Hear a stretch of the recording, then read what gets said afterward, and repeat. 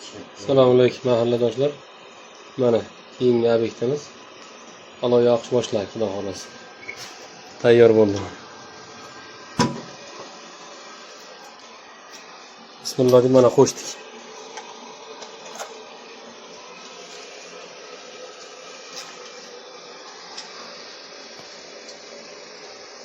Hozir xonalar ichini ham ko'rsatamiz. Mana xonalar ichi. Mana terasgamiz. Kichkinayimizga katta 120lik 50lik qo'yilgan. Bu yoqdagi xonamiz. Bu yoqdagi xonaga ikkita qo'yilgan. Teraskaga bu yoqqa qo'yilgan. Bu yoqda yana bitta 120 ga 50 qo'yilgan. Xonalarda odam bor. Videoga olmadim.